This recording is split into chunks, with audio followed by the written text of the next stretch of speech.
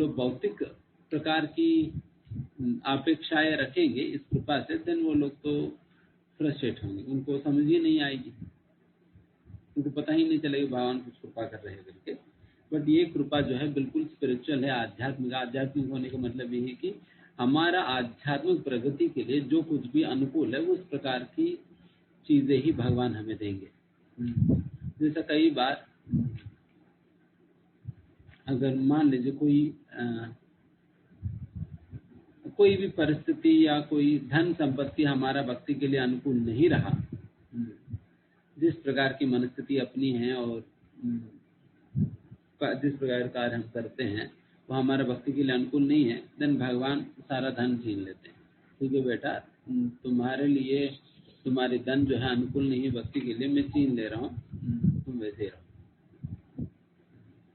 तो इस प्रकार से जो जो चीजें अनुकूल नहीं, हमारे लिए एक अनुकूल वातावरण देते हैं ताकि भक्ति हम सही से कर सके। फिर आगे, भगवान के भक्त को ऐसा अनंत आध्यात्मिक लाभ प्राप्त होता है, अतएव वह देवताओं की उपासना क्यों करे। श्री कृष्ण का भक्त शिव जी, ब्रह्मा जी अथवा अन्य किसी गौण देवता की उपासना नहीं करता है, वह स्वयं को पूर्ण रूप से श्री भगवान की दिव्य प्रेम सेवा के प्रति समर्पित कर देता है। जब भगवान से इस प्रकार की अनंत प्रकार की कृपा जब प्राप्त होती है, देन व्यक्ति बाकी अन्य देवताओं के पास जाएगा भी क्यों? बिकॉज भगवान से तो हमें सब कुछ ही मिल रहे हैं, तो हम फिर बाकी अन्य देवताओं के पास जाए क्यों? तो इसलिए फिर जो कृष्ण भक्त होते हैं वो बाकी देवताओं की उपासना में नहीं लगेगा, चाहे शिव जी हो चाहे ब्रह्मा जी हो, बाकी अन्य देवताओं की उपासना में नहीं जाएगा। वो अनन्य रूप से श्री कृष्ण का ही सेवा में लगा रहेगा। हाँ, कोई पढ़ना चाहेंगे तो पढ़िए, मेरा गला।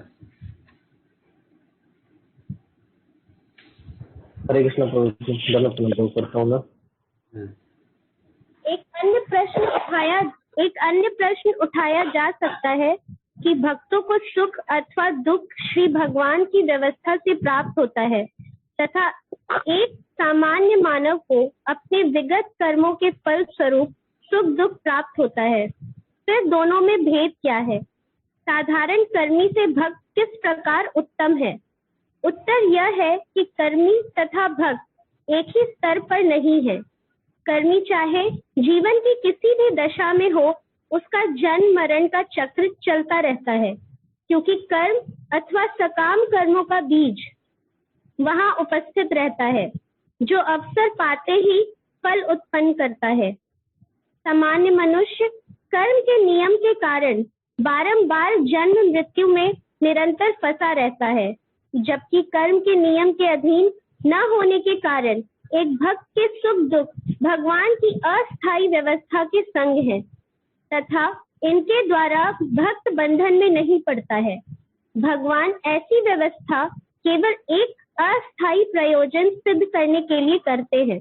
यदि कोई कर्मी शुभ कार्य करता है तो उसे स्वर्ग लोक की प्राप्ति होती है। यदि वह पाप कर्म करता है तो उसे नरक में डाल दिया जाता है।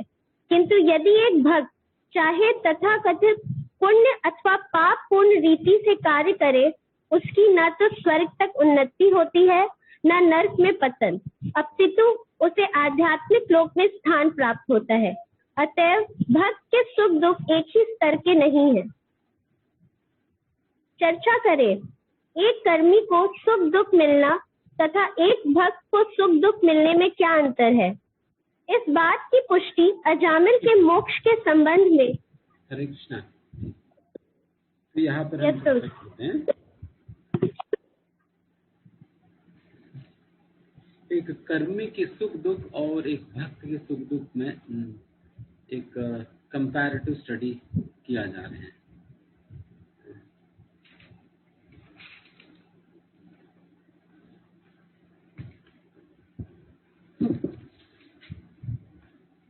इसको ऐसा नहीं है कि जो व्यक्ति भक्ति में आते हैं फिर उनके जीवन में कोई कष्ट नहीं आएगी या उन्हें करुणा नहीं लगता है। उनको भी करुणा लगता है, उनको भी सुख दुख आता ही है जीवन में। तो फिर ऐसा परिस्थिति फिर भक्ति करके क्या फायदा? फिर तब भी लगना है, नहीं करने पे भी लगेगी, करने पे भी लगे, दिन पे करके क्या मतलब? इसके विषय में हम वैसा श्रीमद् भागवतम के अंतर्गत जो चर्चा किए थे एक बार, वो बहुत सुंदर उदाहरण है।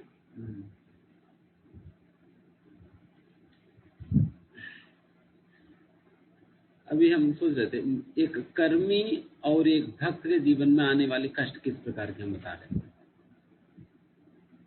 कई बार पानी में ना कोई गिर जाता है, गिर जाने के कारण वो अगर मान लीजिए उनको सही प्रकार से स्विमिंग नहीं आता है, देन वो बहुत तड़पते हैं पानी में गिर के, हाथ पैर इधर उधर हिला हिला कर बहुत तड़पते हैं। एंड दूसरी ओर अगर मानो कि एक पिता अपने बच्चे को स्विमिंग सिखा रहे हैं, देन उस समय भी पिता क्या करते हैं, कई बार बच्चे को पानी में डाल देते हैं और फिर ऊपर से कहते हैं बेटा तुम इस प्रकार से पैर हिलाओ, इस प्रकार से हाथ हिलाओ, मुंह सिर ऐसा रखो, तो ऐसा घुमाओ, इस प्रकार से सारा डायरेक्शन दे रहे हैं। बाहर से देखने वाले लोगों को दोनों का ही स्थिति एक ही प्रकार से दिखता है। जो व्यक्ति पानी में गिर गए उनका, और जो व्यक्ति जिनकी ट्रेनिंग दिया जा रहे हैं पानी में डाल के उनका। बट फर्क क्या है? जो व्यक्ति पानी में गिर गया, अगर वो डूब जाने पे, अगर डूब रहे होते, अगर उनको स्विमिंग सही प्रकार से नहीं कर पाने के कारण वो डूब जा रहे होते, तो फिर बचाने कोई नहीं है। बट वही दूसरी ओर जब पिता अपने बेटे को सिखा रहे हैं, पिता की हमेशा नजर रहता है कि अच्छा ये व्यक्ति डूब जाने पे मुझे तुरंत कूद के उन्हें बचानी है। उनकी हेल्पिंग हैंड हमेशा रहती है पीछे, दिखता नहीं वहां पर बट रहता है। उस प्रकार से इस व्यक्ति का मतलब जो व्यक्ति जिनको पिताजी सिखा रहे, उस व्यक्ति की स्थिति हमेशा सुरक्षित है, because he is always protected and supported by his father. उसी प्रकार से जब कोई व्यक्ति इस प्रकार से भक्ति में आते हैं, कई बार भगवान उन्हें कुछ शिक्षा प्रदान करने हेतु उनको कई प्रकार की सिचुएशंस के थ्रू उन्हें ले जाते हैं, कई प्रकार की सिचुएशंस के थ्रू उनको ले जाते हैं, ताकि उनको कुछ शिक्षाएं प्रदान करने के लिए, उनके भक्ति के लिए जो अनिवार्य है, उनका आध्यात्मिक प्रगति के लिए। देन उस दौरान जब भी कोई कष्ट इत्यादि चीजें आती है, हमेशा भगवान की हाथ रहता ही है, भगवान की संरक्षण रहता ही है। जैसे मैंने लास्ट टाइम भी कहा था, गंगादास पंडित के विषय में उदाहरण देके, भगवान के हाथ हमेशा रहते। बट वही कर्मियों की दुनिया में फिर वो लोग जो भी कष्ट वष्ट अनुभव करते हैं, वो अपने ही बल पे हैं, डूब भी जाएंगे, कोई बचाने वाला नहीं है। बट हमारे पास तो भगवान है हमेशा संरक्षण प्रदान करने है, इसलिए हमें डरने की कोई जरूरत नहीं, बिकॉज भगवान है पीछे खड़े। चाहे जितने भी कष्ट हो, चाहे जो कुछ भी क्यों ना हो, फिर भी भगवान की जो हेल्पिंग हैंड है। तो ये डिफरेंस है भक्तों के जीवन में आने वाले सुख दुख का और एक कर्मी के जीवन में आने वाले सुख दुख। एक कर्मी के जीवन में आने वाला सुख दुख हमेशा उनकी कर्मों की फल के रूप में ही उनको मिलता है। अच्छा, आपने ये कार्य किया इसलिए आपको ये कर्मों के फल मिल रहे हैं, तो उस प्रकार से सेटलमेंट होता है। बट भक्तों के जीवन में जो कुछ भी सुख दुख आता है, उसकी सुख हो या दुख हो, उन दोनों का ही कनेक्शन कृष्ण भावनामृत के साथ सीधा रहता है। बस केवल हम अगर सिंसियर रहे और भगवान से प्रार्थना करें देन उस मतलब उन चीजों के पीछे, चाहे सुख हो दुख हो, उसके पीछे भगवान के उद्देश्य हम समझ सकेंगे। भगवान के उद्देश्य हम समझ सकेंगे। एंड उस प्रकार से भगवान के उद्देश्य और भगवान की योजना को समझने में ही समझकर उसके हिसाब से चलना ही एक साधक की धर्म है। और यही हमारा हमेशा प्रयास होना चाहिए। तो भगवान जो कुछ भी दुख हमारे जीवन में दे रहे, सुख दे रहे हैं, जाने किस लिए दे रहे हैं। अच्छा, भगवान ने मतलब आपके नाम पे मान लीजिए कि 10 करोड़ रुपए की लॉटरी लग गया, मान नहीं मिला, फिर भी मान लीजिए 10 करोड़ रुपए की लॉटरी लग गया, देन फिर बस सोचेगा कि अच्छा 10 करोड़ रुपए मेरे नाम पे लॉटरी लग गया, मतलब फिर इसके पीछे भगवान की कुछ ना कुछ योजना है जो कि मुझे भगवान और भक्तों से मुझे समझनी चाहिए।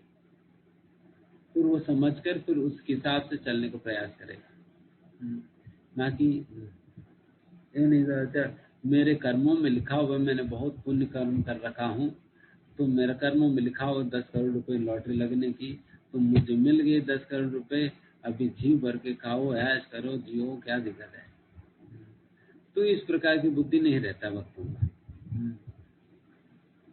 रादर भक्तों की बुद्धि हमेशा इसी प्रकार से चलता है, मैं किस प्रकार से भगवान की सेवा करूं, जो भी परिस्थिति भगवान ने हमें दी है, चाहे लॉटरी के रूप में, चाहे जो कुछ भी। इस प्रकार जब भी कोई दुख भी आता है, फिर भी उससे भी सोचते हैं अच्छा भगवान मुझे कुछ शिक्षा प्रदान करना चाह रहे हैं, मुझे क्या शिक्षा सीखनी चाहिए इस संदर्भ से। तब भी तो इस प्रकार से दोनों समय पे जब हम अपनी अपनी सीख हम ग्रहण करते हैं, देन फिर दोनों समय पे चाहे सुख हो चाहे दुख हो, दोनों समय में भक्त की प्रगति जारी रहेगा।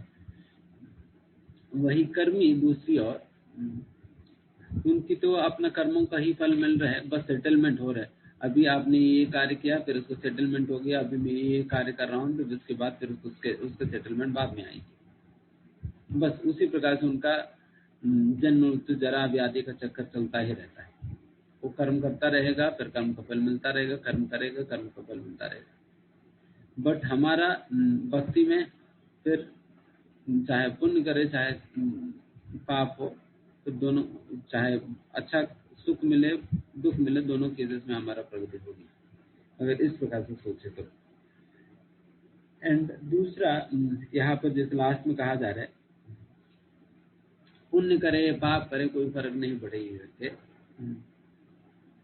देखिए, तो इसका मतलब ये नहीं कि प्रोजेक्ट फिर पाप भी करें तो कोई दिक्कत ही नहीं, तो फिर क्या प्रॉब्लम है, करूंगा जैसे भी क्यों ना। नहीं, ये वैसा परिस्थितियों में कहा जा रहा है जब आपकी उद्देश्य पूर्ण रूप से शुद्ध है। आपकी उद्देश्य पूर्ण रूप से शुद्ध है, बट वो उस कार्य की एक्सप्रेशन कई बार वो पाप के रूप में दिखाई पड़ती है, कभी पुण्य के रूप में दिखाई पड़ती है। बट आपकी जब इंटेंशन बिल्कुल शुद्ध है, देन फिर इन पाप पुण्य की प्रभाव आपके ऊपर नहीं पड़ेगी। जैसा पिछली बार में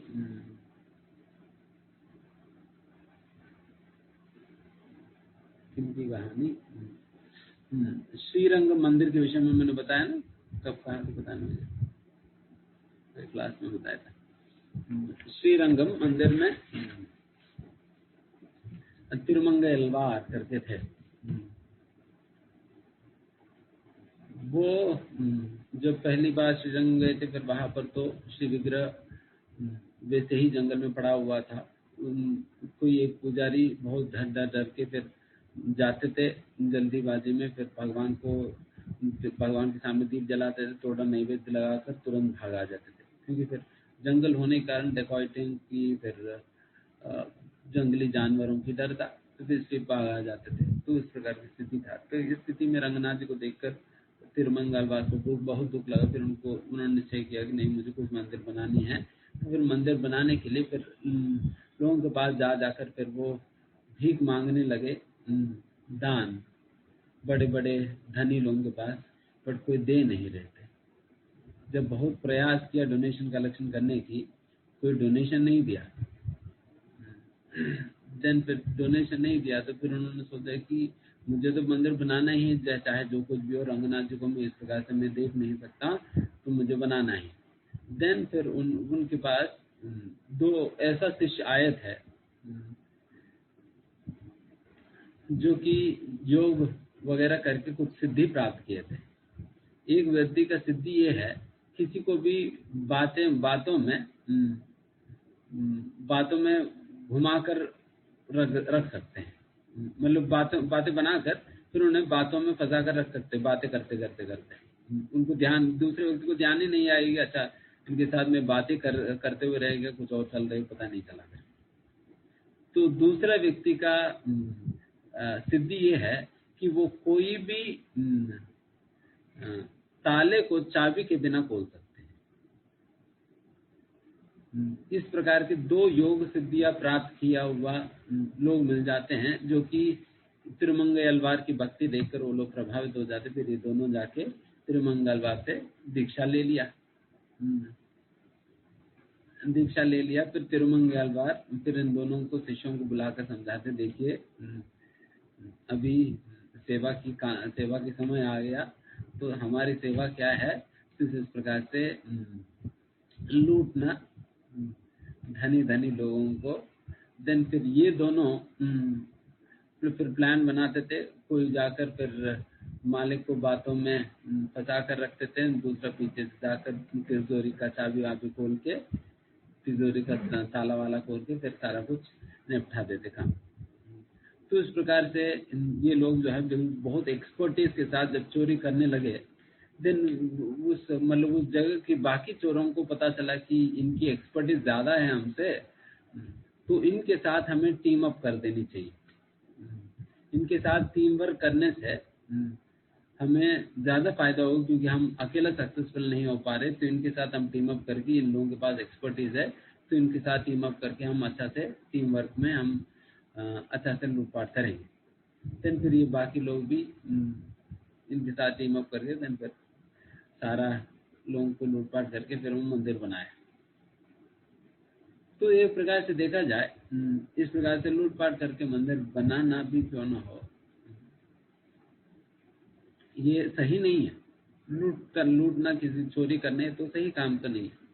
बट फिर भी तिरुमंगलवार का हृदय में भगवान की, रंगनाथ जी के प्रति ऐसा प्रेम है कि उस प्रेम की अग्नि में ये सारा कुछ जल जाती है। पाप क्या है, पुण्य क्या है, उस अंदर में। बट हमारे इसमें तो उस प्रकार की तीव्र प्रेम तो है नहीं, तो इसलिए हम अपने केस में तो उस प्रकार के कार्य हम नहीं कर सकते हैं। इसलिए हमें एथिकली ही चलने का प्रयास करनी चाहिए जहां तक भी हो सके। एंड जब भी हमें अपने बाउंड्रीज क्रॉस करनी होती है, तब हमें ऊपर गाइडेंस लेनी चाहिए। इस संदर्भ में इस प्रकार की स्थिति है, क्या फिर हम इस पर कह सकते हैं क्या? जैसे कई बार हम कह भी देते, कई बार ठीक है आपको यात्रा में चलना है, बट बॉस अलो नहीं करेगा, सीधा दिन फिर झूठ बोल दो कि बीमार पड़ जा सकते। ऐसे झूठ बोलना तो गलत है, बट फिर भी कहा जाए ठीक है इस कार्य के लिए तो करो। बट जब इस प्रकार से हमें परमिशन दी जाए तब ठीक है, बट नहीं तो फिर नहीं तो हमें एथिकली ही चलना चाहिए जहां तक। फिर आगे पढ़िए।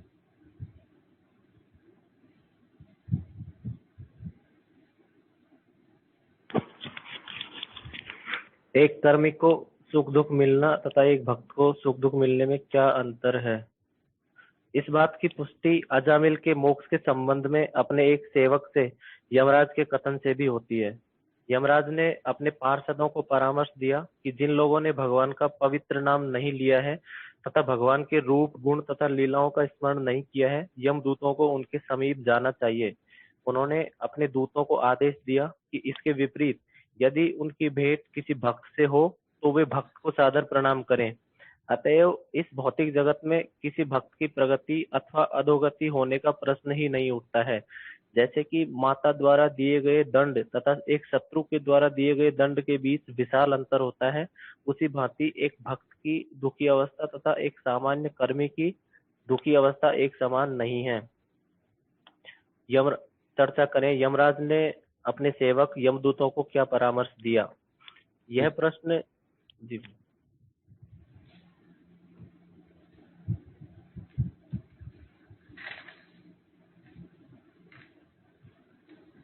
जिन लोगों ने भगवान का पवित्र नाम नहीं लिया है तथा भगवान के रूप गुण तथा लीलाओं का स्मरण नहीं किया है, यमदूतों को उनके समीप जाना चाहिए। जैसा ये अजामिल के वृत्तांत में ये इस प्रकार के आदेश यमराज जी स्वयं यमदूतों को देते हैं। भागवतम के अंतर्गत यमराज जी यमदूतों से कहते हैं, देखिए आप लोग वैसा लोगों को पकड़कर मेरे पास लाइए जो कि अपने जीवन में कभी भी भगवान का नाम नहीं लिया है, कभी कुछ भक्ति नहीं किया है, इतने प्रवचन सुनकर भी माला नहीं पकड़ा है, माला नहीं बढ़ा रहे हैं, तो वैसे सभी लोगों को पकड़ कर ले आओ मेरे पास। यमराज ने कहा है, इसलिए ध्यान रखना, फिर माला नहीं बढ़ाया तो फिर यमराज भी पकड़ेंगे।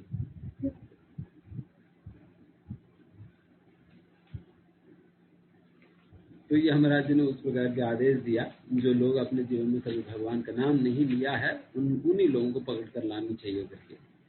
कभी भी वैसा व्यक्ति को नहीं पकड़ना जो अपने जीवन में भगवान का नाम लिया है।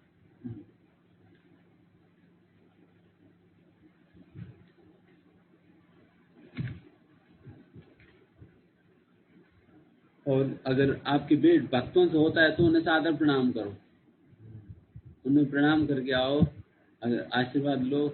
अगर भक्त नहीं है देन फिर उनको पकड़ कर ले आओ। तो इसलिए आप सभी बच जाएंगे अगर माला करते रहेंगे तो। जैसा कहा जाता है कि यमराज जी जब किसी भक्त की कंठ में कंठी माला देखते हैं, तुरंत यमराज जी छोड़ देते हैं। अच्छा, ये तो कृष्ण के हैं। जैसा हम अक्सर ये एग्जाम्पल, जैसे कि एक म्युनिसिपैलिटी का वैन उन कुत्तों को छोड़ देती है जिन कुत्तों की गले में बेल्ट बांधा हुआ है। जिन कुत्तों के गले में बेल्ट बांधा हुआ है उन कुत्तों को पकड़ते नहीं है, क्योंकि उन्हें पता है कि कुत्ते के गले में बेल्ट है तो इसका मतलब कोई ना कोई मालिक है। उसी प्रकार से जब भी यमराज जी देखते हैं किसी के गले में कंठी माला है, तुलसी माला, देन फिर उनको पता है कि किनकी कुत्ता है, किनकी है, कृष्ण की। सच में हमारे आचार्य तो यही प्रार्थना करते हैं भगवान से। भक्तिविनोद ठाकुर गाते हैं,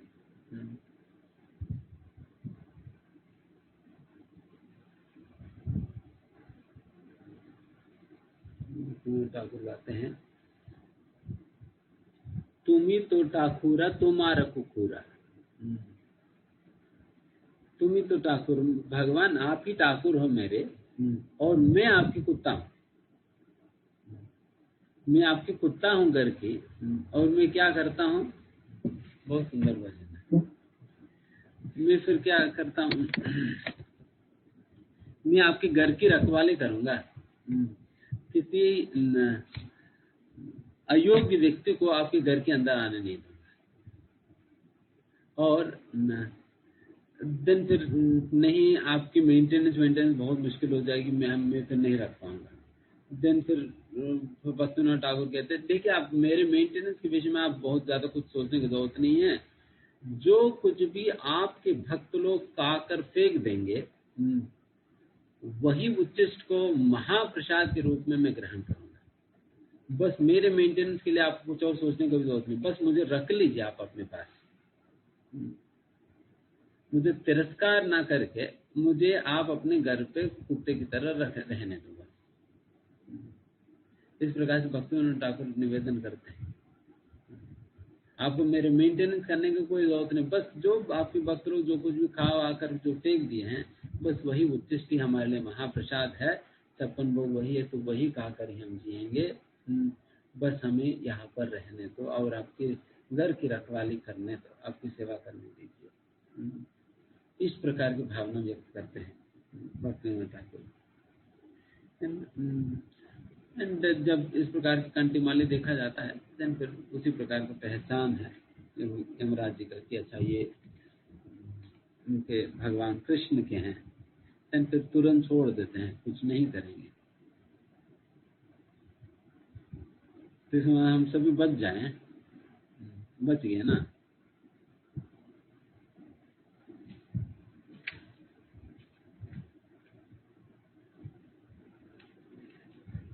अब पता नहीं चलेगा, वो बच गया तो कहाँ से बच गया पता नहीं चले। एक बार गरुड़ पुराण पढ़ेंगे तो पता चलेगा कहाँ से बच गया। इसके रिसेंटली कोई भक्त बता रहे थे कि लास्ट टाइम कोरोना की लॉकडाउन में रामायण और महाभारत दिखाई गई हैं।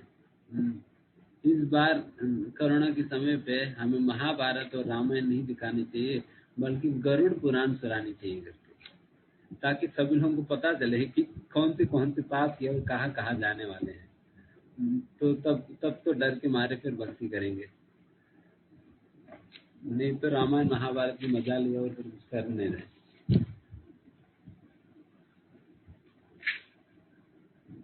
आगे पढ़िए।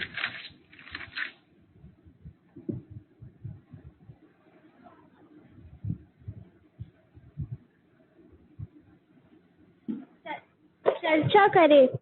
यमराज ने अपने सेवक यमदूतों को क्या परामर्श दिया? यह प्रश्न किया जा सकता है कि श्री भगवान भक्त को ऐसे कष्टों में क्यों डालते हैं। इसका उत्तर यह है कि जिस प्रकार कभी कभी पिता अपनी संतान पर निर्दय हो जाता है, भगवान का इस प्रकार का प्रबंध भी ठीक वैसा ही है। भक्त का शरणागत आत्मा है और भगवान उसका भार उठाते हैं।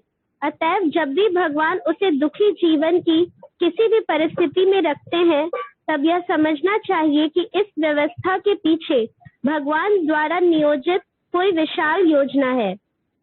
उदाहरण के लिए, भगवान श्री कृष्ण ने पांडवों को ऐसी घोर दुखद स्थिति में रखा था कि भीष्म पितामह भी यह नहीं समझ पाए कि इतना दुख किस प्रकार हो सकता है। वे शोक करते थे। यद्यपि संपूर्ण पांडव परिवार के मुखिया सर्वाधिक पुण्य आत्मा राजा युधिष्ठिर थे, महान योद्धा भीम एवं अर्जुन इनके रक्षक थे, तथा सबसे बढ़कर यह कि पांडव भगवान श्री कृष्ण के घनिष्ठ सखा तथा संबंधी थे, फिर भी उन्हें कितने कष्ट उठाने पड़े। किंतु बाद में यह सिद्ध हो गया कि भक्तों की रक्षा तथा दुष्कर्मियों के विनाश के अपने महान ध्येय के अंग के रूप में भगवान श्री कृष्ण ने ही इसकी योजना बनाई थी। चर्चा करें, भीष्म पितामह को क्या आश्चर्य हुआ। भगवान कृष्ण पांडवों जैसे शुद्ध भक्तों को दुख की विषम परिस्थितियों में क्यों डालते हैं। यहाँ एक अन्य प्रश्न उठाया जा सकता है। ठीक है,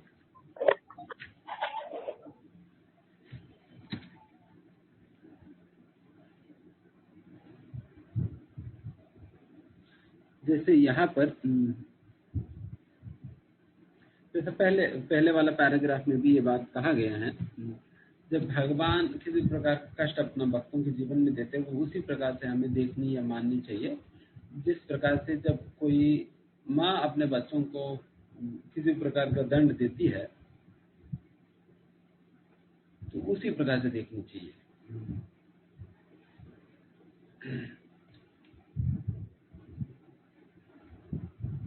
एक कोई शत्रु हमें दंड दे सकते हैं, दूसरा अपनी ही माँ हमें दंड दे सकती है। माँ दंड देती है प्रेम के वश में, और शत्रु हमें दंड देते हैं या किसी प्रकार की परेशानी देते हैं हमारे प्रति ईर्ष्या की वश में आकर।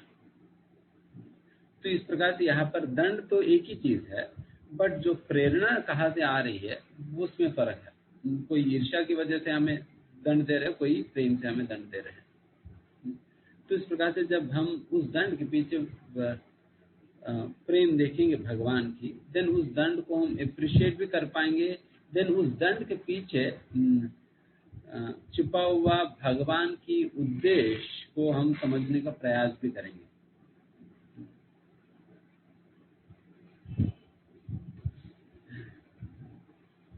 कई बार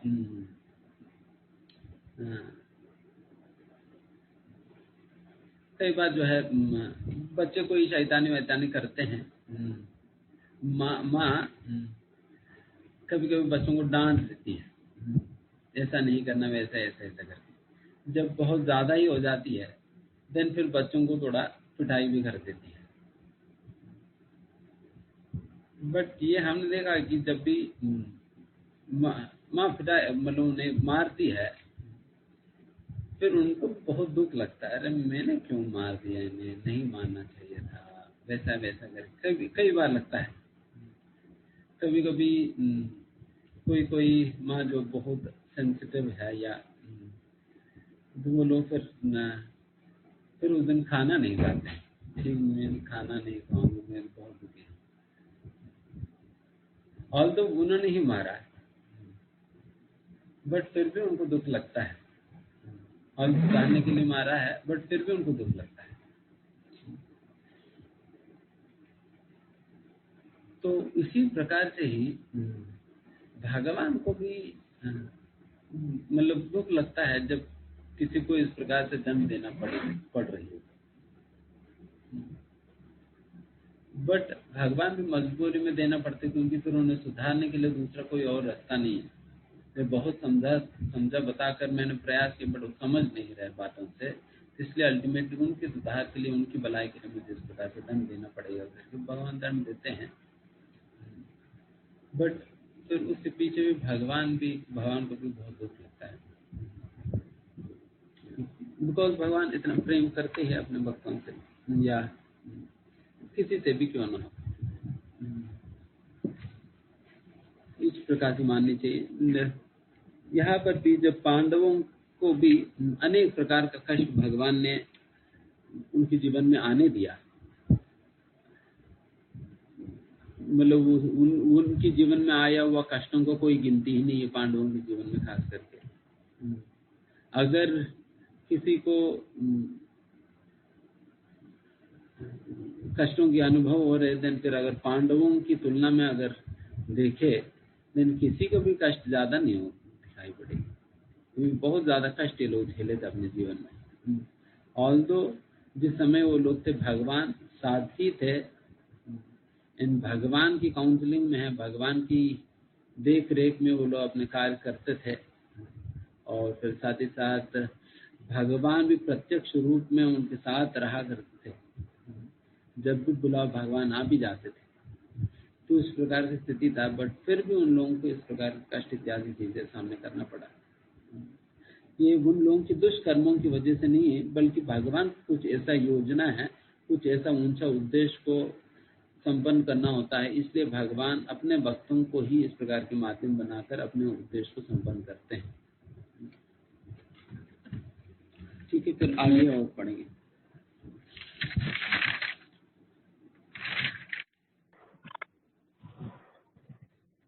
यहाँ एक चर्चा करें, भीष्म पितामह को क्या आश्चर्य हुआ, भगवान कृष्ण पांडवों जैसे शुद्ध भक्तों को दुख की विषम परिस्थितियों में क्यों डालते हैं। यहाँ एक अन्य प्रश्न उठाया जा सकता है कि यदि ईश्वर सर्वशक्तिमान है तो वे भक्तों को दुखी करके उनके सुधार का प्रयत्न क्यों करते हैं। इसका उत्तर यह है कि जब श्री भगवान अपने भक्त को दुख की अवस्था में डालते हैं तब इसका कोई प्रयोजन होता है। कभी कभी उद्देश्य यह होता है कि दुख में श्री कृष्ण के प्रति भक्त की आसक्ति में वृद्धि हो जाती है। उदाहरणार्थ, जब पांडवों की राजधानी छोड़ने से पूर्व श्री कृष्ण प्रस्थान की आज्ञा मांग रहे थे, तब कुंती देवी ने कहा, प्रिय कृष्ण, हमारे दुख की अवस्था में तुम सदैव हमारे साथ रहते हो। अब हमें राजसी पद प्राप्त हो गया है, अब तुम हमसे विदा ले रहे हो, अतएव मैं तुम्हें खोने की अपेक्षा दुख में जीवन व्यतीत करना श्रेयस्कर समझूंगी। जब एक भक्त दुखद परिस्थिति में होता है तब उसकी भक्ति संबंधी गतिविधियों में तीव्रता आ जाती है। अतएव किसी भक्त पर विशेष अनुग्रह का प्रदर्शन करने के लिए भगवान कभी कभी उसे दुख दे देते हैं। चर्चा करें, यदि भगवान कृष्ण सर्वशक्तिमान है तो उन्हें अपने भक्तों के सुधार के लिए उन्हें दुख क्यों देने पड़ते हैं? कुंती देवी के उदाहरण से समझाएं। इसके अतिरिक्त कहा जाता है कि जिन्होंने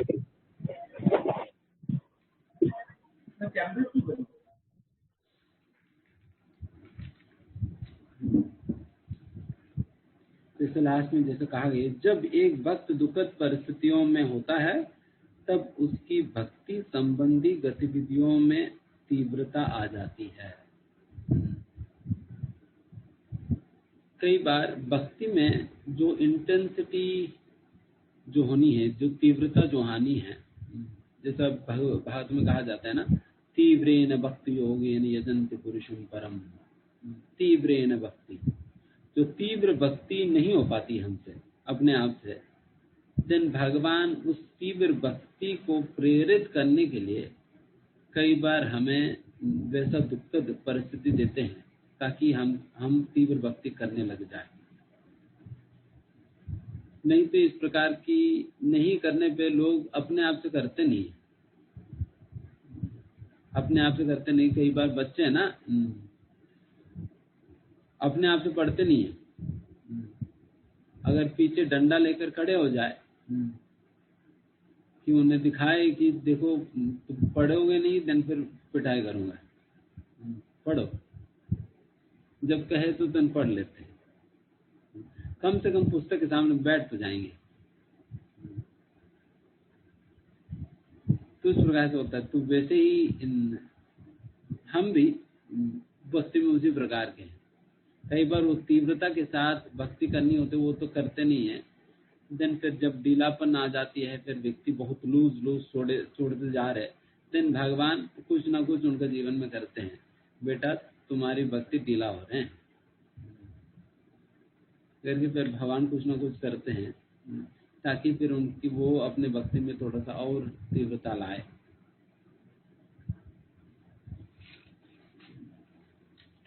तो कुंती महारानी भी निश्चित रूप से भगवान जब हस्तिनापुर से जा रहे होते, जो कुंती महारानी की प्रार्थनाएं वगैरह आप सुनते हैं ना, इसी संदर्भ में कही गई है। तब कुंती महारानी कहती है भगवान से कि भगवान, जब हमारे दुख में, हमारे जीवन में बहुत दुख था, उस समय आप हमेशा हमारे साथ रहते थे। बट अभी जैसा हमें राज्य मिल गया, कुरुक्षेत्र युद्ध खत्म हो गया, हमें राज्य मिल गया, सारा सुख संपत्ति इत्यादि चीजें प्राप्त हो गया, तुरंत आप हमें छोड़कर जा रहे हैं। तो इसलिए कुंती महारानी फिर आगे जाकर प्रार्थना करती है, भगवान अगर केवल दुख के समय अगर आप हमारे साथ रहेंगे, देन हमारी आपसे यही प्रार्थना है कि हमारे जीवन में जिस प्रकार की दुखमय परिस्थितियां दी गई थी, तो उसी प्रकार के दुख हमारे जीवन में हमेशा ही मिलता रहे। वैसा दुख और वैसा कष्ट हमारे जीवन में बार बार मिलता रहे, क्योंकि अगर वैसा कष्ट हमारे जीवन में आएगी, देन हमारे संरक्षण करने आप आओगे, और आप आओगे तो आपके दर्शन हमें होगी, आपके दर्शन होगी तो अपुनर्भव दर्शनम, देन फिर वापस इस जन्म मृत्यु जरा व्याधि का दर्शन करने का जरूरत नहीं है, और हम परमानेंटली आपके पास आ जाएंगे। तो कुंती महारानी की उल्टा प्रार्थना है, विपदस्तंतुता शाश्वत तत्र तत्र जगत गुरु। हे भगवान, हमें शाश्वत रूप से इस प्रकार की विपत्तियां देते रहो। उनके जीवन में कौन सी विपत्ति की कमी रही बताओ कि इस प्रकार से थोड़ा सा एक्स्ट्रा मांगने के लिए। बट फिर भी यहाँ पर कुंती महारानी मांगती है।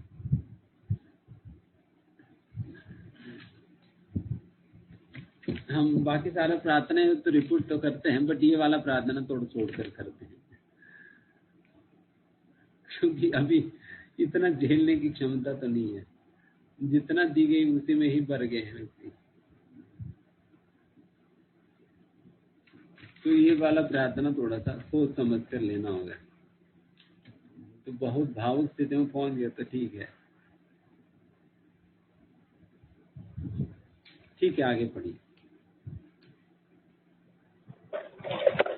यदि भगवान कृष्ण सर्वशक्तिमान है तो उन्हें अपने भक्तों के सुधार के लिए उन्हें दुख क्यों देने पड़ते हैं? कुंती देवी के उदाहरण से समझाएं। इसके अतिरिक्त कहा जाता है कि जिन्होंने दुख की तिक्तता का अनुभव किया है उन्हें सुख की मधुरता और अधिक मधुर लगती है। अपने भक्तों की दुख से रक्षा करने के लिए ही परमेश्वर इस जगत में अवतीर्ण होते हैं। दूसरे शब्दों में, यदि भक्तों में दुख ना होता तो भगवान भी अवतार ना लेते। जहाँ तक दुष्कर्मियों तथा असुरों को मारने का प्रश्न है तो वह उनकी विभिन्न शक्तियों के द्वारा भी सरलता पूर्वक किया जा सकता है। जैसा कि उनकी बहिरंगा शक्ति दुर्गा देवी ने अनेक असुरों का वध किया। अतएव ऐसे असुरों का वध करने के लिए भगवान को स्वयं अवतार लेने की आवश्यकता नहीं है, किंतु जब उनके भक्त दुखी होते हैं तब उनको आना ही पड़ता है। भगवान नरसिंह देव हिरण्यकश्यपु का वध करने के लिए नहीं अपितु प्रहलाद से मिलने तथा उनको आशीर्वाद देने के लिए प्रकट हुए थे। दूसरे शब्दों में, प्रहलाद महाराज को अत्यधिक कष्ट दिए गए थे, अतएव भगवान प्रकट हुए। चर्चा करें। परम भगवान आध्यात्मिक जगत से अवतार कब लेते हैं? जब गहन रात्रि की अभी भगवान अवतार लेने का भी उद्देश्य यहाँ पर बताया जा रहा है कि भक्तों को उनके जीवन में आने वाले कष्टों से संरक्षण करने के लिए। जैसे उदाहरण के लिए प्रहलाद महाराज के जीवन में जब इतना कष्ट दी गई है तो प्रहलाद महाराज का संरक्षण करने के लिए भगवान नरसिंह भगवान के रूप में अवतरित हुए। उस प्रकार से भक्तों के जीवन में कष्टों से भक्तों को संरक्षण प्रदान करने हेतु ही भगवान भी आते हैं। अगर भगवान को हिरण्यकशिपु जैसा लोगों को मारना है तो भगवान कोई बहुत बड़ी बात नहीं है। बहुत बड़ी बात नहीं। किसी का हृदय में हार्ट अटैक दे दे तो फिर मर गया व्यक्ति। अगर हिरण्यकशिपु के हृदय में हार्ट अटैक दे दी जाए फिर मर गया, काम खत्म। इतना कोई क्या करेंगे? नहीं तो करुणा जैसा कोई चीज को छोड़ दिया तो फिर वही मार कर आएगी। तो इस प्रकार से कुछ भी करके तो मारा जा सकता है ऐसे। और भगवान को ये भी नहीं कि जो बताइए बस उसी नियमों के अनुसार ही चलना है। जैसे हिरण्यकशिपु को मारने के लिए अनेक प्रकार के नियम रखा गया ना कि उन्हें दिन में नहीं मानना है, उन्हें रात को नहीं मानना है, उनके घर के अंदर नहीं मानना है, घर के बाहर नहीं मानना है। भगवान के ऊपर ये सारा चीज तो लागू नहीं है। ऐसा नहीं कि भगवान सारा चीजों को फॉलो करके ही हिरण्यकशिपु को मारना है। भगवान चाहते हैं तो इन चीजों को फॉलो किए बिना भी हिरण्यकशिपु को मार। बट भगवान की ये उदारता है कि भगवान अपनी भक्त ब्रह्मा जी के द्वारा कही गई बातों को रखने के लिए भगवान जो है इस प्रकार से करते हैं, उनकी बातों का पालन करते हैं, ताकि मेरे भक्तों के द्वारा कही गई बातें व्यर्थ ना जाएं। दिन फिर आगे जाकर कोई मानेगा नहीं मेरे भक्तों की बात सच है। इसलिए मेरे भक्तों की बातों को सत्य दिखाने के लिए भी क्यों ना हो, फिर मैं उनका ही कहने के अनुसार मैं उन्हें मारूंगा। पर भगवान उन्हीं की कहने के अनुसार सारा कंडीशन फुलफिल करते हुए हिरण्यकशिपु को मारे। तो उस प्रकार से हिरण्यकशिपु को मारना कोई बहुत बड़ी बात नहीं। भगवान वैसे मार सकते हैं, बट भगवान के अवतार लेने का मुख्य उद्देश्य ही है प्रहलाद महाराज के संरक्षण और उन्हें जैसे यहाँ पर कहा गया है उन्हें आशीर्वाद या वात्सल्य प्रेम प्रदान करने के। आगे पढ़ लीजिए। परम भगवान आध्यात्मिक जगत से अवतार कब लेते हैं? जब गहन रात्रि के उपरांत अंततः प्रातः काल सूर्योदय होता है तब वह अत्यंत सुखद होता है। जब भीषण गर्मी होती है तब शीतल जल अत्यंत सुखकर लगता है। जब जमा देने वाली सर्दी पड़ती है तब गर्म जल अत्यंत सुखद लगता है। इसी भांति जब एक भक्त भौतिक जगत की अवस्था का अनुभव करने के उपरांत भगवान द्वारा प्रदत्त आध्यात्मिक सुख का आनंद उठाता है तब उसकी दशा और भी आनंददायक तथा सुखकर हो जाती है। श्री सुखदेव गोस्वामी ने राजा परीक्षित को संबोधित किया। प्रिय राजन, भौतिक सृष्टि की प्रधान त्रिमूर्ति ब्रह्मा, विष्णु तथा शिव जी किसी को भी वरदान या श्राप देने में समर्थ हैं। इस त्रिमूर्ति में ब्रह्मा जी तथा शिव जी अति सरलता से प्रसन्न हो जाते हैं, साथ ही साथ अति सरलता से रुष्ट भी हो जाते हैं। जब वे संतुष्ट होते हैं तब बिना विचार किए भक्तों को वरदान देते हैं तथा रुष्ट होने पर बिना विचार किए भक्त को श्राप दे देते हैं। भगवान विष्णु ऐसे नहीं हैं। भगवान अत्यंत विचारवान हैं। जब कभी कोई भक्त भगवान विष्णु से कुछ मांगता है, सर्वप्रथम भगवान यह विचार करते हैं कि अंततः ऐसा वरदान भक्त के लिए हितकारी होगा अथवा नहीं। चर्चा करें, अपने भक्तों को आशीर्वाद देने में भगवान ब्रह्मा, शिव और विष्णु किस तरह भिन्न हैं। जैसा इस बात का एक्सपीरियंस है,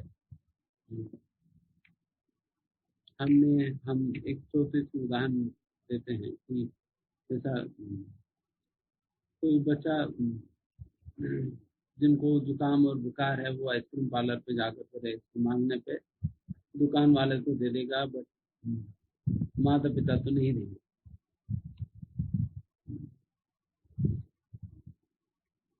बच्चे की नजर में लगे ये तो दुकान वाले बेहतर है, 10 रुपए ले तो लेगा बट आइसक्रीम तो दे रहे हैं। उनको तो आइसक्रीम से ही मतलब है। उसी प्रकार से जो कर्मी लोग हैं, जो भौतिक लोग, उन्हें लगता है कि अरे देवी देवता है, बेहतर है, मांगने को दे देते हैं। शिव जी बोले वाले हैं, जो मांगते हैं वो दे देते हैं। बट ये विष्णु तो बहुत खतरनाक, वो तो देते नहीं। वो विष्णु मतलब माता पिता की तरह है, जो हमारे लिए अच्छा है उसी प्रकार से ही करेंगे कहा गया। इस प्रकार से जब भी हम कुछ मांगते हैं हमारे लिए बेहतर है या नहीं, पहले भगवान विचार करते हैं, उसके बाद ही हमें वो चीज देना है नहीं देना है, उस प्रकार से भगवान आगे करते हैं। इसलिए ये अंतर है शिव, विष्णु और भगवान की आशीर्वाद से। कृष्ण की विशेष कृपा के विषय में आज ये चैप्टर कंप्लीट कर दो। कृष्ण की विशेष कृपा। भगवान सकाम भक्त पर भी इतने दयालु रहते हैं और उसकी इच्छाओं को इस प्रकार पूर्ण करते हैं कि वह एक दिन अकाम भक्त बन जाता है। उदाहरणार्थ, ध्रुव महाराज अपने पिता से भी बढ़कर उत्तम राज्य प्राप्त करने के लिए भक्त बने, किंतु अंत में अकाम भक्त होकर उन्होंने भगवान से कहा, स्वामिन कृतार्थो अस्मि वरम न याचे। हे स्वामी, मैं परम संतुष्ट हूँ। मैं केवल आपके चरण कमलों की सेवा करना चाहता हूँ। मुझे किसी सांसारिक लाभ की इच्छा नहीं है। कभी कभी छोटा बालक गंदी वस्तु खाने लगता है तो उसके माता पिता उसके मुंह से उस वस्तु को निकालकर उसे संदेश या कोई दूसरी मिठाई खाने को देते हैं। वह भक्त जो भौतिक वर की इच्छा करता है ऐसे ही बालक के तुल्य है। भगवान इतने दयालु हैं कि वे उसकी समस्त भौतिक कामनाओं को हर कर उसे सर्वोच्च वर प्रदान करते हैं।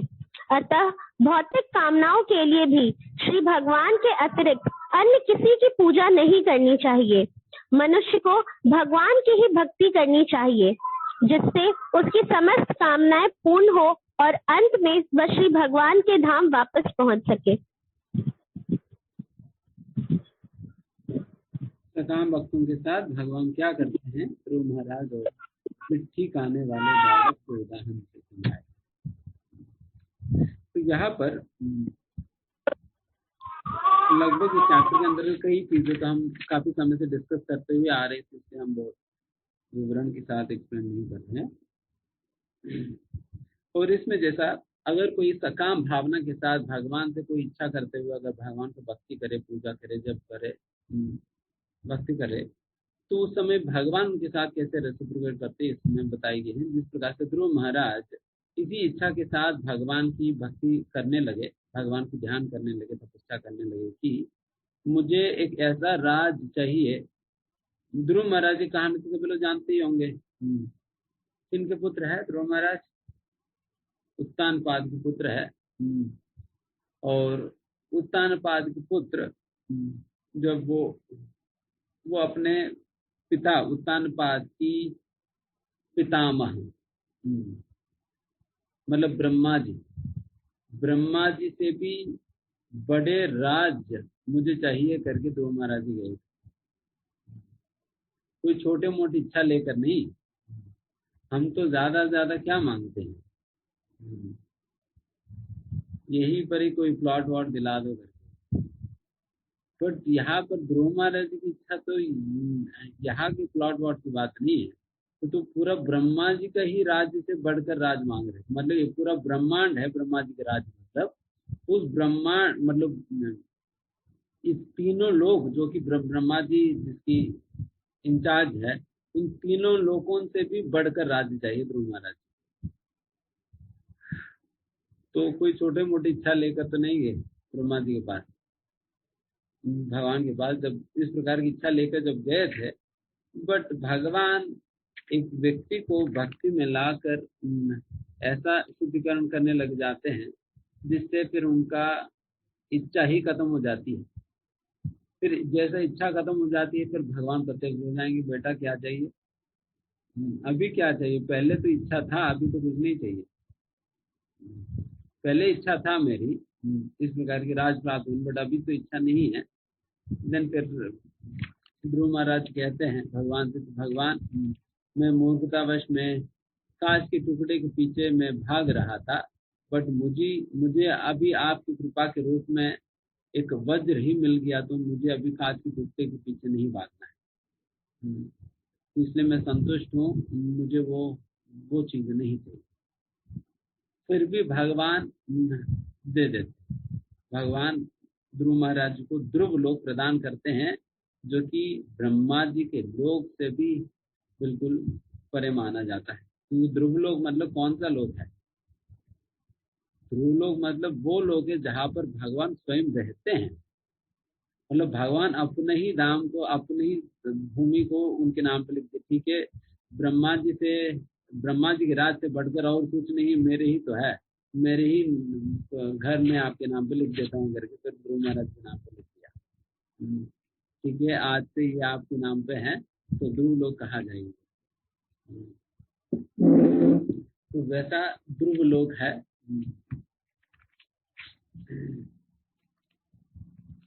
इसलिए ध्रुव लोग इतना ऑस्पिशियस है, इतना मंगलप्रद है, क्योंकि भगवान स्वयं उस लोक में रहते हैं। और वे सब तो ध्रुव लोग भगवान ने उन्हें देकर उनकी इच्छा भी पूर्ति कर दिया, बट उनकी हृदय में उन इच्छाओं के प्रति आसक्ति को खत्म करके। उसी प्रकार से अगर हमारे हृदय में किसी प्रकार का कामना भी क्यों न हो, हमें भगवान के पास ही जाना चाहिए और भगवान से ही मांगनी चाहिए। और इसका भी हम कई बार ये उदाहरण दिए थे, अगर आपके बच्चे अगर उन्हें कुछ खरीदना होता है, चॉकलेट उसको चॉकलेट खरीदना है, बिस्किट खरीदना है, अगर वो आपको पता चले कि आपके बच्चे जो है वो पड़ोस वाले घर पे जाके भीख मांग कर लाए हैं 10 रुपए और उससे खरीद कर लाए करके, आपको कितना बुरा लगेगा, है या नहीं?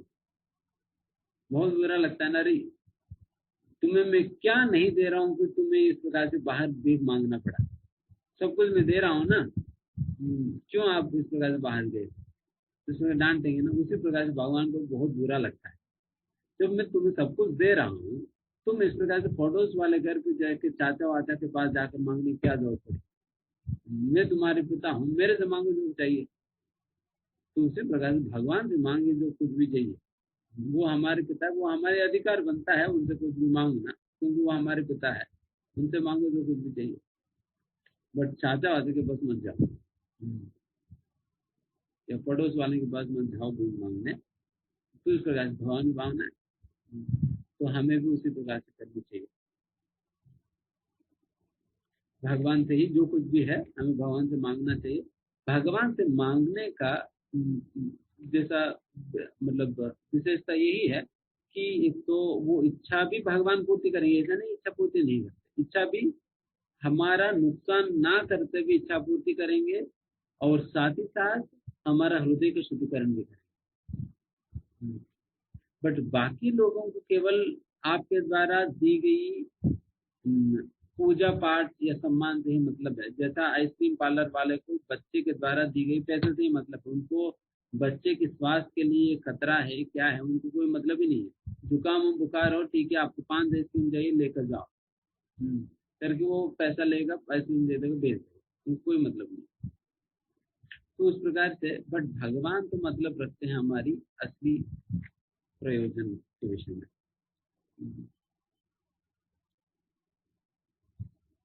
और ठीक है, आगे पढ़िए।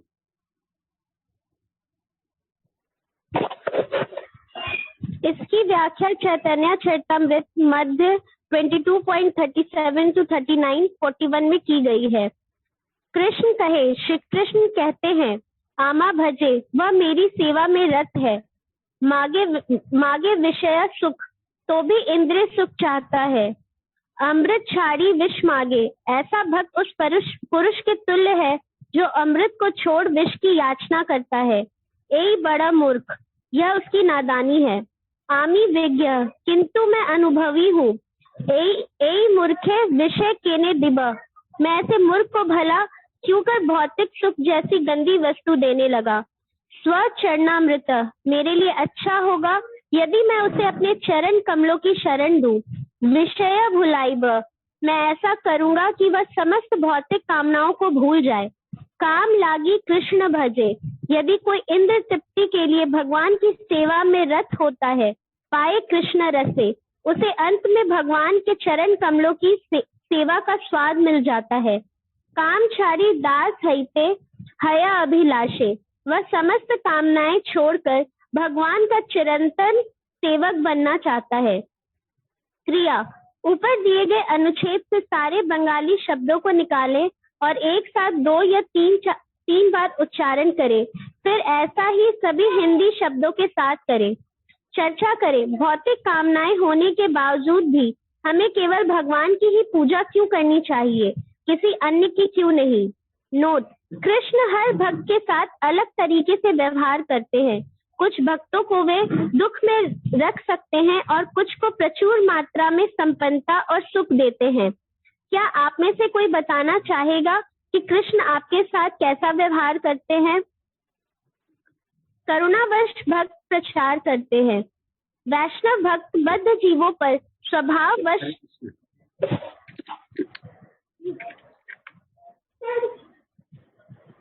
तो यहाँ पर जिस प्रकार से चेतन महाप्रभु चेतन चरितमृत में मध्य लीला में कह रहे हैं, कई बार भक्त लोग मेरे पास आकर किसी प्रकार की भौतिक वांछाएं इच्छाएं मांगने पर भी मैं तो विज्ञ होता हूँ, तो मैं तो जानता हूँ कि ये चीज उनके लिए उचित नहीं है, ये विष है उनके लिए, इसलिए मैं विष को मैं थोड़ी पिलाऊंगी अपने बच्चों को। रादर वो बच्चे विष पूछने पर भी मैं विष ना पिलाकर उन्हें अमृत ही तो पिलाऊंगा। इसलिए यहाँ पर महाप्रभु कहते हैं, तो मैं तो जानता हूँ कि मेरे बच्चों के लिए क्या अच्छा है क्या अच्छा नहीं है, इसलिए वो विष मांगने पर भी मैं उन्हें विष नहीं पिलाऊंगा, बल्कि मैं अपनी चरणों की अमृत ही मैं उन्हें पिलाऊंगा, जिससे उनके आध्यात्मिक जीवन के लिए भलाई हो। तो इस प्रकार से महाप्रभु कहते हैं यहाँ पर। और इस प्रकार से अपने चरणामृत पिलाने पे एक और महत्वपूर्ण बात यह है कि विषय बुलाएगा, मतलब हमारी अंदर जो विषय वासनाएं हैं उन्हें भूल जाते हैं या वो खत्म हो जाती है।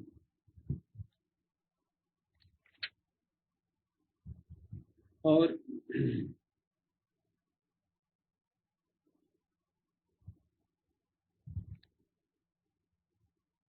तो काम लागी कृष्ण भजे, अगर कोई इंद्रिय तृप्ति को लेकर ही अगर भगवान को भजन करे, पाप पाए कृष्ण रसे, फिर भी उन्हें मैं कृष्ण रस ही दिलाऊंगा। आप मेनू में कुछ भी ऑर्डर दो, आपको मिलेगा चरणामृत। कुछ भी ऑर्डर करो, मिलेगा चरणामृत, यही पियो। तो उस प्रकार से महाप्रभु कह रहे हैं।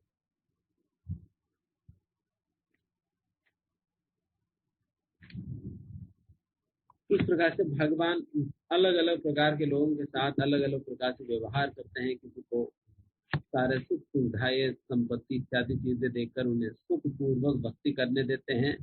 किसी किसी को थोड़ा सा प्रताड़न करके उन्हें अलग अलग प्रकार की परीक्षाएं लेकर उन्हें थोड़ा सा निचोड़ के उनके अंदर आसक्ति पूरा कुछ निकाल के फिर उन्हें भक्ति करने देते हैं। आप लोग सोचिए कि भगवान आपके साथ कैसे व्यवहार करें। देखिए, भगवान की अल्टीमेटली हमारी तैयारी की जा रही है भगवतधाम वापस लौटने की, और हम भगवतधाम तब तक वापस नहीं लौट पाएंगे जब तक हमारे हृदय में किंचित मात्र भी आसक्ति रहेगी दुनिया के प्रति। इसलिए हम क्या करते हैं, इसलिए भगवान क्या करते हैं, हमारी अंदर अगर चाहे जितना भी आसक्ति हो, उस आसक्ति को एक बूंद भी बचे नहीं करके फिर हमें निचोड़ लेते हैं। जैसे कई बार हम ठंडी में कपड़े जल्दी नहीं सूखता है ना, तब हम क्या करते हैं, बिल्कुल निचोड़ते हैं। आजकल तो इस प्रकार के अनुभव तो नहीं होगा, सभी लोग वॉशिंग मशीन में डाल देते होंगे। वॉशिंग मशीन में डाल देते, पता ही नहीं चलेगा कौन निचोड़ रहे हैं। हम तो अपने कपड़े निचोड़ देते हैं, पता है। तो फिर बहुत खस कर निचोड़ते ताकि फिर वो कपड़े जल्दी सूख जाए। नहीं तो फिर ठंड में सूखता नहीं है 2-2 दिन तक। तो उसी प्रकार से भगवान बिल्कुल हार्डली निचोड़ दे ताकि हमारे अंदर थोड़ा सा भी आसक्ति नहीं बचे। अगर एक बूंद भी बच गया देन फिर भगवान थोड़ा खस कर निचोड़ेंगे, ठीक है, ये वो थोड़ा और कर देते ताकि वो बूंद में निकल जाए। तो इस प्रकार से हमारी अंदर से आसक्ति को निचोड़ कर निकालने के लिए ये सारी चीजें भगवान ने बनाई है, और अन्य कोई ये नहीं है। अगर आप अपने आप से ही आसक्ति को छोड़ देंगे देन फिर भगवान को भी करने की क्या जरूरत पड़ी। देन भगवान को भी ये इस प्रकार की होमवर्क नहीं होगा, सारा कुछ हमारे अंदर से निचोड़ कर निकालने। तो इस प्रकार से भगवान किसी किसी के साथ अलग अलग प्रकार से व्यवहार करते हैं। एंड ये हमेशा ध्यान रखिए कि ये भगवान की पार्शियलिटी नहीं है कि किसी के साथ भगवान सुख सुविधा पूर्वक भक्ति करा रहे हैं या किसी को प्रताड़न करके भक्ति करा रहे हैं। ये महत्वपूर्ण बात है कि भगवान जैसे भगवत में कहते हैं, ये यथा मां प्रपद्यन्ते ताम सते बजामि। मैं जिस प्रकार से भगवान को समर्पित करता हूँ, भगवान उस प्रकार से मेरे साथ आदान प्रदान करें। तो बिगिनिंग कहाँ से हो रहा है, हमारी ओर से हो रहा है। हम जिस प्रकार से भगवान के साथ व्यवहार करेंगे उस प्रकार से भगवान उसको रेसिप्रोकेशन देंगे। समझ आ रहा है ना। अगर आपके जीवन आपके साथ भगवान अगर दूसरी प्रकार से व्यवहार कर रहे, बहुत प्रताड़ित करके या कष्ट देकर ये कर रहे हैं, इसका मतलब हमारा फर्स्ट स्टेप हम जो ले रहे हैं भगवान के साथ आदान प्रदान करने के शुरुआत में, तो उसमें कमी है भाई। कुछ आसक्तियों को हम बनाकर रखे अपने हृदय में, कुछ भी इस तरह से। लास्ट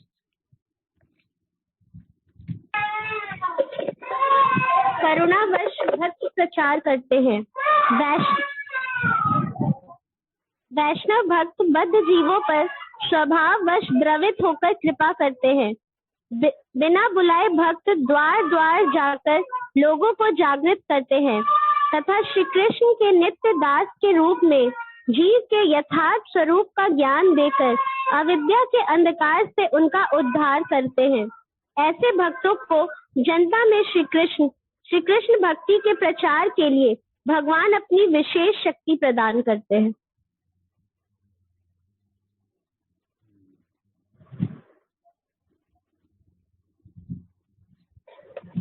यहाँ पर जैसे कहा गया है, वैष्णव का मतलब है जो स्वाभाविक रूप से अन्य जीवों पे जो कृपा करते हैं।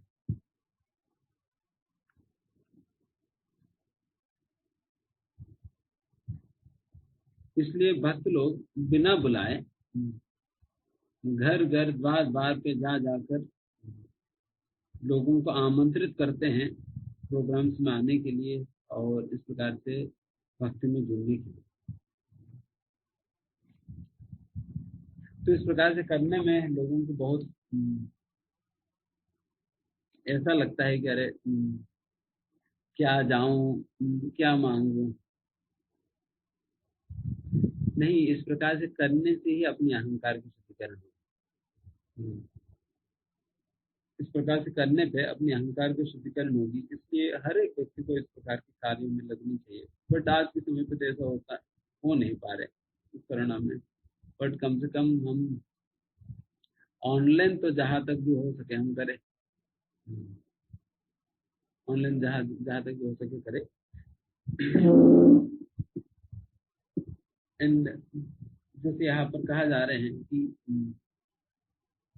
यहाँ पर पढ़े लिखे वैष्णव, अनपढ़ वैष्णव, अमीर वैष्णव, गरीब वैष्णव, इन वैष्णव के बारे में कोई व्यत्यास या उस प्रकार के व्यत्यास करके बातें नहीं करी जा रही, या स्त्री पुरुष वैष्णव नहीं है ना। सिंपल शब्द प्रयोग की गए वैष्णव। इसलिए कोई एक्सेप्शन नहीं है, चाहे स्त्री हो, चाहे पुरुष हो, चाहे गरीब हो, अमीर हो, या न पढ़े लिखे अनपढ़ हो, सभी लोग प्रचार करनी चाहिए। सभी लोग प्रचार करनी चाहिए। एंड सभी लोग मतलब कभी ऐसा नहीं होनी चाहिए कि हम प्रचार नहीं कर रहे हैं। हमेशा कुछ ना कुछ स्पीचिंग एक्टिविटी होनी चाहिए।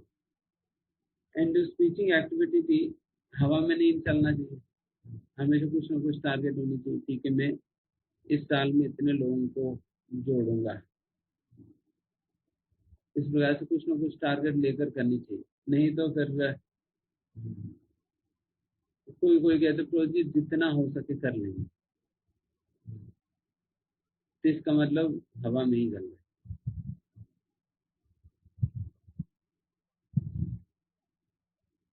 जितना हो सके करने के मतलब फिर उनको कोई निश्चय ही नहीं कुछ करने।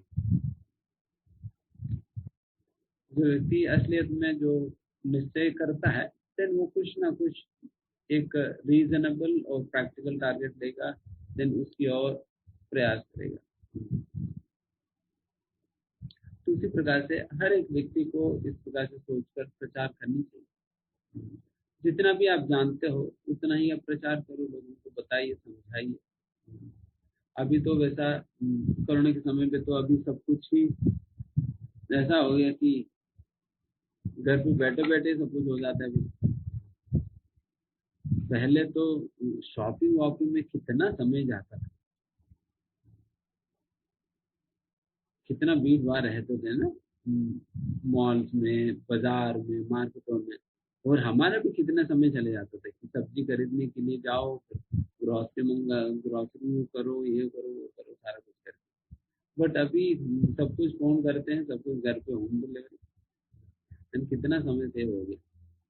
तो समय कहाँ दे देते थे, सारा समय जो आपने सेव कर लिया तो भगवान को दे दो, या हमें दे दीजिए, हमें दे दीजिए आपकी वो कमाई। तो हमें देने का मतलब यही है कि प्रचार करिए, फिर उस समय जो भी आपको समय बचत किया है प्रचार करिए अपने सभी संबंधियों को, ऑफिस कोलिग्स को, आस पड़ोस लोगों को। घर पे जाए बिना फोन करिए, बुलाइए, प्रोग्राम सबमिट करिए, तो संख्या बढ़ाइए। देखिए ये नेटवर्क मार्केटिंग की तरह है। भक्ति में प्रचार नेटवर्क मार्केटिंग की तरह है। नेटवर्क मार्केटिंग में क्या होता है, मैं आपको जोड़ूंगा, आप अन्य को जोड़ेंगे, वो लोग और लोगों को जोड़ेंगे। तो फिर इस प्रकार से जुड़ने में क्या फायदा है। मैं जितने भी लोगों को जोड़ूंगा, वो जितना भक्ति करेंगे मुझे भी कमीशन मिलेगा। और फिर दूसरी प्रकार से आप जितने लोगों को जोड़ेंगे फिर उनका कमीशन आपको भी तो मिलेगा। बट इस नेटवर्क मार्केटिंग में और नॉर्मल नेटवर्क मार्केटिंग में फर्क ये है कि वहां पर जैसे मान लो अशोक ने आप लोगों को जोड़ा, फिर आप लोगों की कमीशन, मतलब आप लोग जो भी भक्ति करते हो उसकी कमीशन उनको जाता है मानो। बट आप लोग जो कर रहे हैं माला, उसमें आपकी कोटा घटाकर उनको नहीं जाता। ऐसा नहीं कि आप 16 माला किया तो 2 माला उनके लिए, 14 माला आपके लिए रहेगी। आपका अपना 16 माला जितना आपने किया उतना रहेगी, उनको एक्स्ट्रा भगवान दे देंगे, ठीक है बेटा आपने किया है मैं देता हूँ, आपके इससे काट कर नहीं देंगे। बाकी नेटवर्क मार्केटिंग में तो आपसे काट कर देंगे कमीशन, बट यहाँ पर कटौती आप मतलब आपकी नहीं है, तो इसलिए चिंता मत करो। इसलिए आप प्रचार करो, आपको भी भक्ति बहुत उन्नति होगी, बिकॉज तब हम आचार्य की कृपा हम आकर्षित करेंगे, प्राप्त कर पाएंगे। इसलिए सभी लोग अपने अपने स्तर पे प्रचार करिए और प्रयास करिए। और खास करके आज के समय में तो श्रील प्रभुपाद की 150वीं साल गिरा है, 125th एनिवर्सरी है श्री प्रभुपाद जी की। तो उसके उपलक्ष्य में कुछ भेंट दीजिए प्रभुपाद जी को। क्या भेंट देंगे? वज्र का सिंहासन प्रदान करिए, हमारे मंदिर में नहीं है।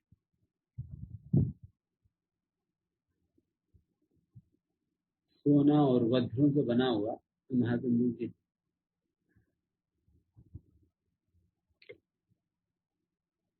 अगर ये नहीं देना चाहे देन फिर आप प्रचार करके कुछ भक्तों को भक्त बनाकर फिर लाइए। प्रभुपाद जी का अभी आविर्भाव दिवस आने वाली है, जन्माष्टमी के उपरांत अगस्त में, आज से 4 महीने। इधर उसको टारगेट करके आप लोग अपनी अपनी ओर से कुछ भक्तों को बनाकर ले आइए, नहीं तो प्रभुपाद जी का तिरुभाव दिवस है कार्तिक में, उस समय टारगेट करके आप लाए, उसके लिए 6, 7, 8 महीने।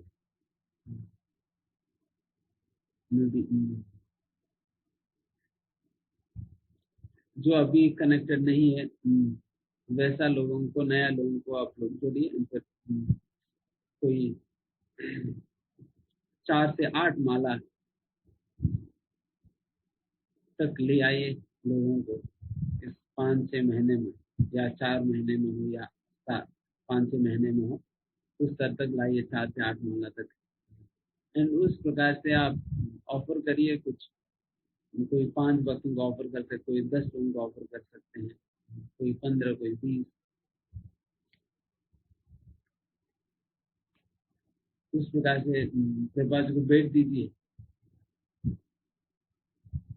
जो लोग भेंट नहीं देंगे फिर वो लोग यही निश्चय करके चलिए कि फिर वज्र का सिंहासन दे फिर प्रभुपाद जी। तो हम तो बहुत सिंपल भेंट ही मांगे। तो सभी लोग प्रयास करिए, अपने अपनी और अपने अपने कॉन्टैक्ट में ढूंढिए, रिलेटिव्स को पकड़िए, फ्रेंड्स को पकड़िए और फिर वक्त बनाइए। यही सबसे बड़ा उपहार है जो आप उन्हें देंगे। और कम से कम इस 125वां साल गिरा के उपलक्ष्य में हमें कुछ तो करनी चाहिए, खाली हाथ नहीं आना है। कभी भी कहा जाता है कि गुरु के पास और मंदिर में खाली हाथ नहीं आना है, कुछ तो लेकर आना ही चाहिए, चाहे फूल हो, फल हो, कुछ उपहार हो, कुछ तो लेकर आना चाहिए। खाली हाथ नहीं कभी नहीं आना, जब भी गुरु के पास और भगवान के पास हम आते हैं। और जब प्रभुपाद जी के पास आप व्यास पूजा के समय या तिरुभाव दिन के समय आएंगे, देन फिर हाथ में कुछ लोगों को पकड़ कर लाइए, चलो आज मंदिर चलते हैं करके फिर उन लोगों को लेकर आइए जो जिनको आप 4 माला या 8 माला को पहुंचाए हैं, और फिर प्रभुपाद जी को प्रभुपाद जी के सामने रखे उन्हें ऑफर करिए। प्रभुपाद जी इस साल आपके जन्मदिन के उपलक्ष्य में ये हमारी ओर से भेंट है, ये 5 वर्ष है, तो मैं अपनी ओर से मैं आपको ऑफर कर रहा हूँ। एंड सभी का अपना वेट होनी चाहिए, माताओं की अपनी, पुरुषों की अपनी। जब खाना खाते सभी का अपना अपना थाली है ना, तो उसी प्रकार से वेट देते हो कि अपना अपना करो। माला भी अपना अपना ही करते हैं ना, दोनों मिलकर 16 नहीं कर रहे।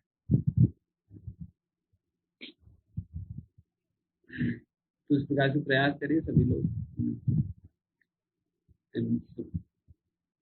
कुछ कमिटमेंट लीजिए, कुछ निर्णय लीजिए और फिर आगे बढ़िए। अभी वैसा अप्रैल का ही महीना चल रहा है, साल काफी समय बचा है, अभी भी आप प्रयास करेंगे काफी कुछ कर सकते हैं। क्योंकि अगर इस प्रकार से निश्चय लेकर नहीं बढ़ेंगे ना, देन फिर सब कुछ शिथिल हो जाएगी, मतलब बस इसी स्थान पर रह जाएगी।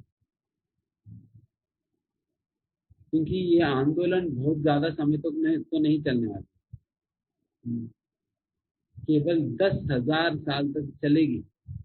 उस 10,000 सालों में जितने लोगों को उद्धार हो गया, बाकी फिर यही रहेंगे। फिर उसके बाद दोबारा मौका बहुत समय के बाद ही आने वाला। पूरा एक कल्प में यही 10,000 साल होता है, सच में गोल्डन पीरियड।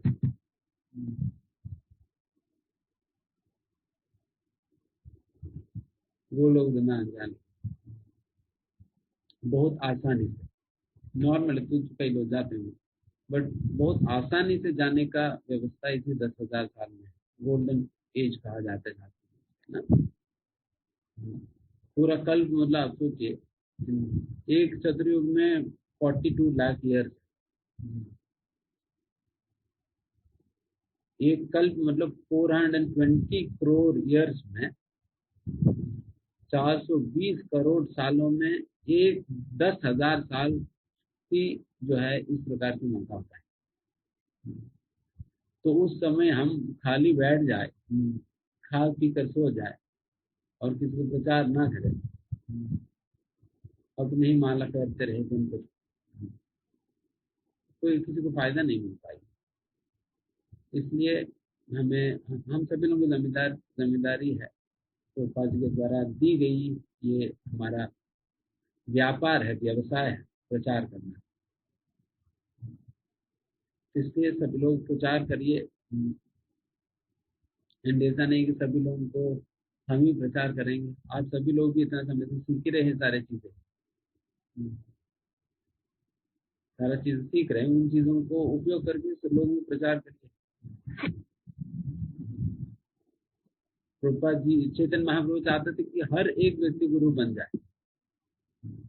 प्रभुपाद जी कहते थे कि चैतन्य महाप्रभु कहते थे हर एक व्यक्ति गुरु बने। कौन गुरु है?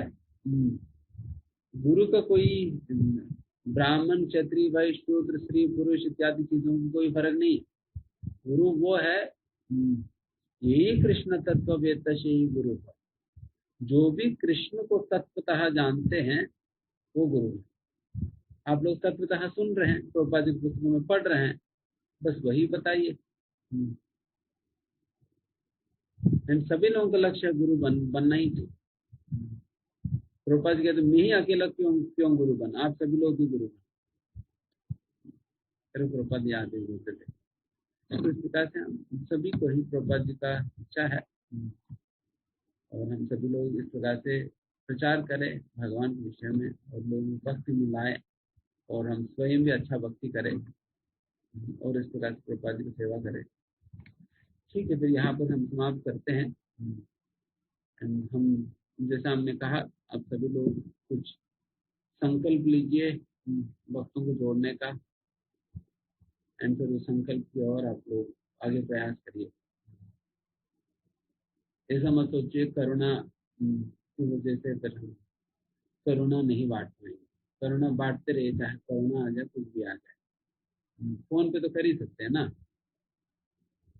फोन पे करिए, इंटरनेट पे करिए, जिनको इंटरनेट वगैरह आता है, फेसबुक इत्यादि चलाना, व्हाट्सएप चलाना जिनको आता है, तो उससे करिए।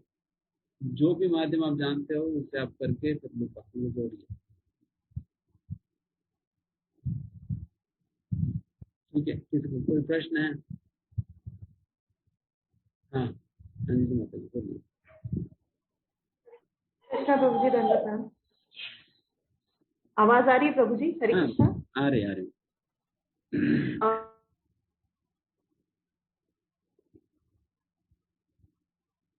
हाँ माता। अच्छा, आपका अभी बंद हो गया।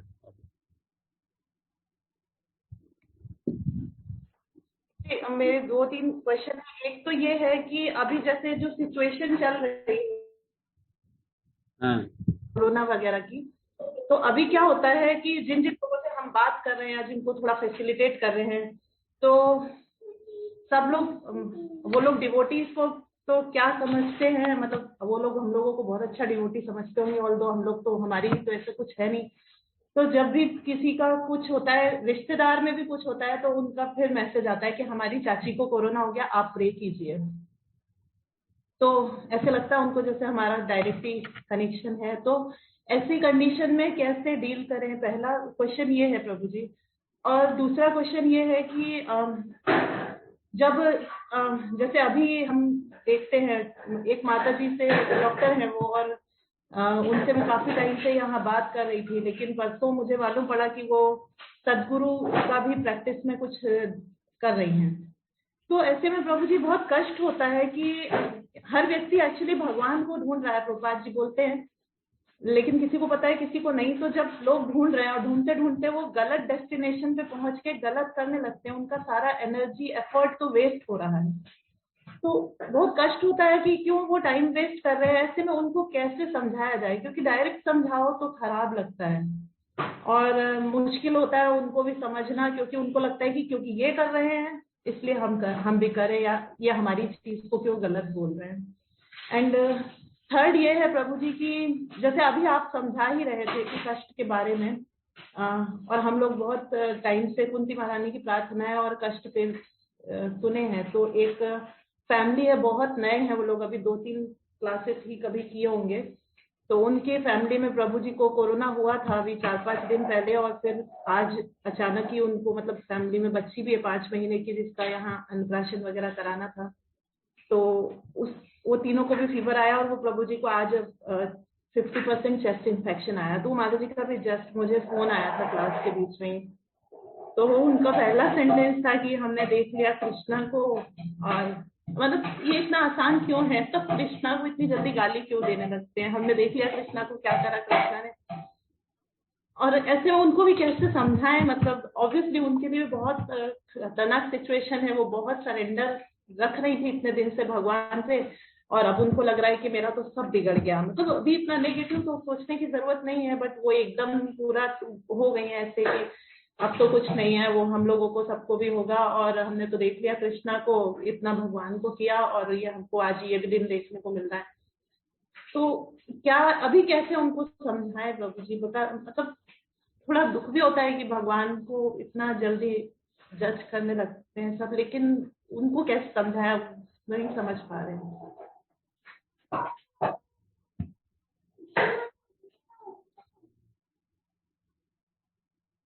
आपको पहले प्रश्न क्या था? प्रेयर्स ना। जब इस प्रकार से कोई किसी से बात करे, कोई कहते प्रार्थना करे, देन हमें ऐसा करनी चाहिए। हम अकेला प्रार्थना नहीं करते, हम साथ में प्रार्थना करते हैं। तो आप भी हमारे साथ आइए, हम साथ मिलकर प्रार्थना करें।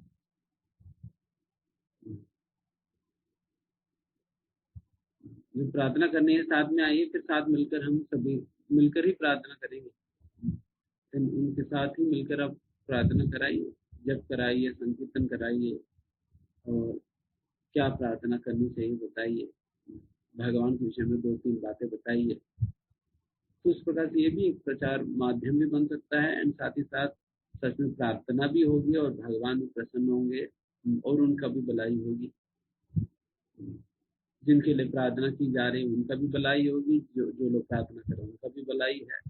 संकीर्तन हो रहे हैं, और भगवान के विषय में अब बता भी रहे, समझा भी रहे उस मौके पे, अच्छी बात है। तो उस प्रकार से इसको कुछ ऐसे ही नाम कहते थे,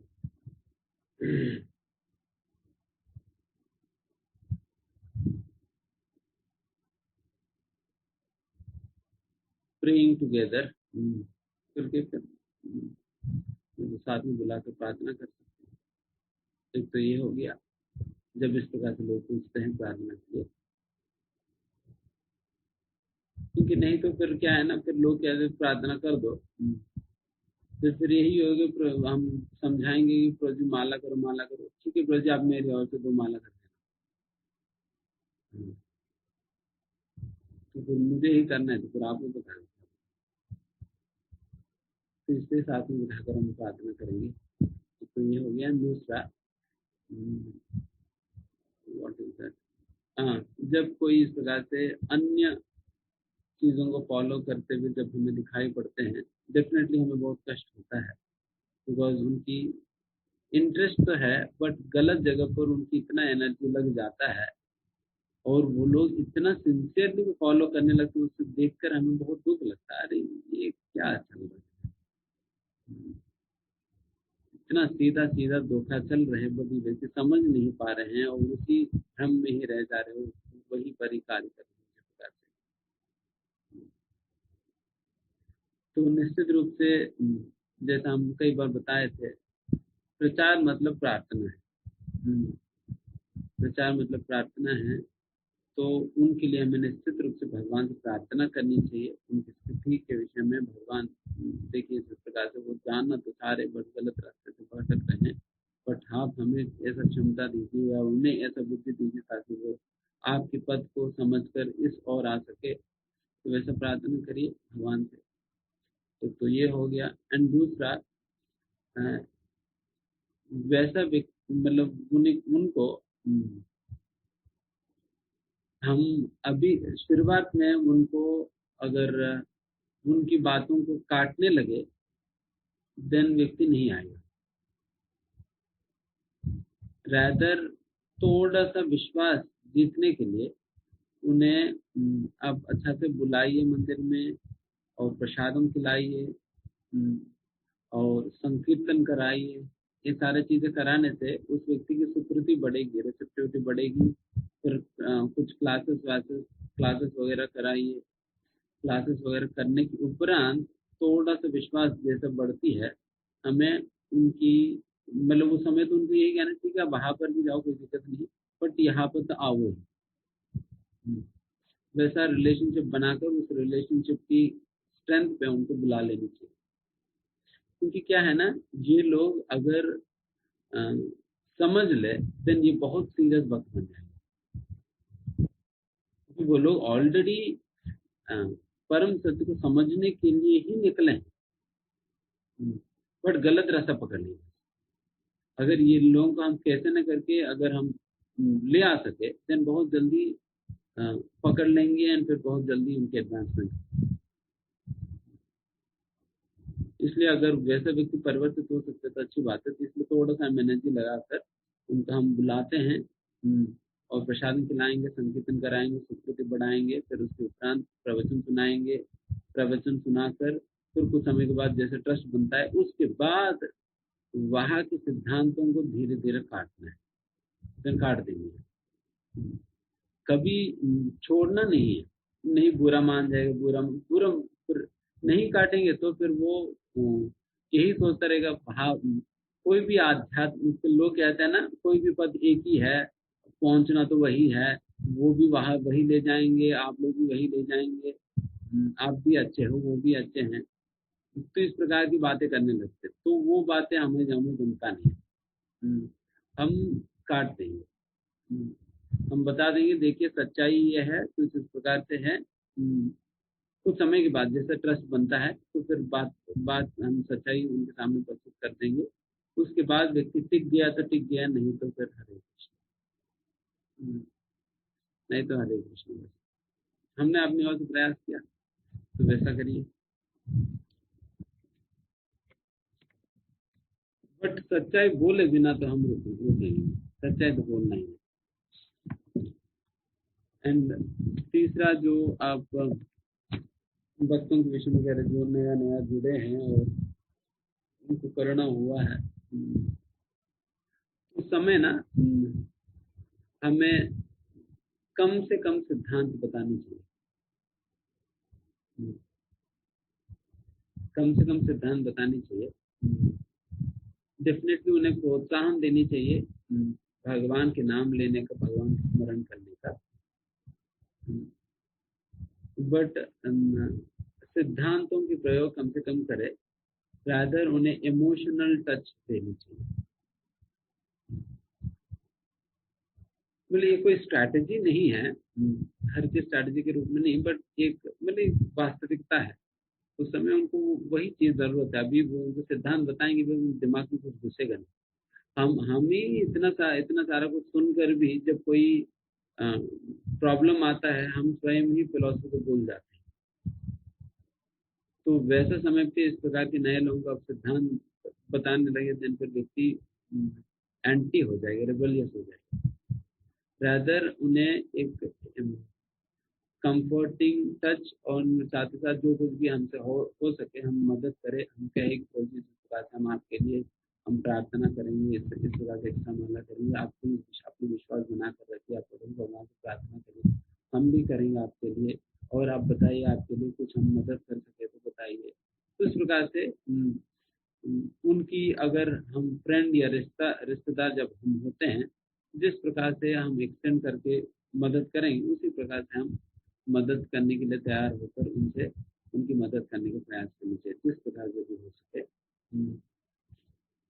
उसी प्रकार की बातें करनी चाहिए प्रैक्टिकल लोग। उस समय अगर फिलॉसफी समझाने लगे, नहीं भगवान देखिए पांडवों के जीवन में इतना कष्ट दिए हैं, क्या तो आपके जीवन में कितना क्या कष्ट आया, थोड़ा से ही तो कष्ट आया, तो ऐसा ऐसा करके आप बताने लगते हैं, व्यक्ति पागल हो जा रहे, ये क्या चल रहा है, तो बिल्कुल एंटी हो गया। उस समय ये नहीं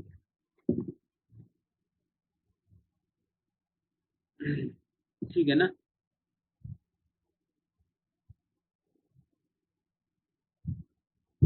और किसी का कोई प्रश्न तो नहीं?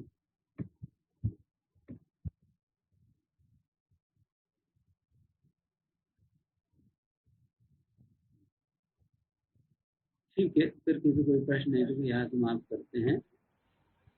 हरे Krishna Guruji. Thank you Guruji for wonderful class and thank you Anjali Mataji also for wonderful questions. तो एक छोटा सा अनाउंसमेंट है प्रभुजी, ये सभी भक्तों के लिए। तो जैसे सभी भक्त जानते हैं, हम लोग कृष्ण साधक बुक पुस्तक अभी पढ़ रहे हैं। तो इस पुस्तक के लास्ट में एक प्रश्नावली है, तो सभी चैप्टर्स के प्रश्न उसमें अवेलेबल हैं। तो अभी सभी भक्तों को वो प्रश्न तैयार करने हैं, उनके विद आंसर्स, और आफ्टर कंप्लीटिंग वो सबमिट कर सकते हैं, मतलब मेल के थ्रू या व्हाट्सएप के थ्रू।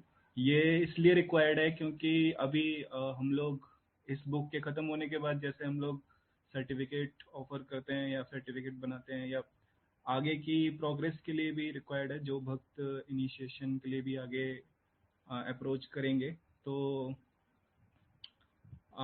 इसको आप सभी तैयार कर सकते हैं। और जिनके पास बुक नहीं है वो मेरे को बता सकते हैं, मैं उनको उसका स्क्रीनशॉट या पिक दे सकते हैं। और दूसरा अनाउंसमेंट ये है कि आज श्रीमद् भागवतम का भी टेस्ट है, तो आप सभी उसमें भी पार्टिसिपेट करिए, ज़्यादा से ज़्यादा भक्त उसमें पार्टिसिपेट करिए। चैप्टर 4 का जो लास्ट टाइम अभी हमने ख़त्म किया था उसका टेस्ट होगा, और इसका टाइमिंग रहेगा 7 बजे से। तो कृपया करके सभी भक्त उसमें पार्टिसिपेट करिए ज़्यादा से ज़्यादा। तो ये 2 अनाउंसमेंट हैं। Thank you. और एक बार प्रभु जी का हम सब लोग धन्यवाद देंगे महामंत्र बोल के, हरे कृष्णा कृष्णा कृष्णा हरे हरे, हरे राम राम राम हरे हरे। ठीक है, थैंक यू प्रभु जी। हरे कृष्ण। हरे कृष्णा।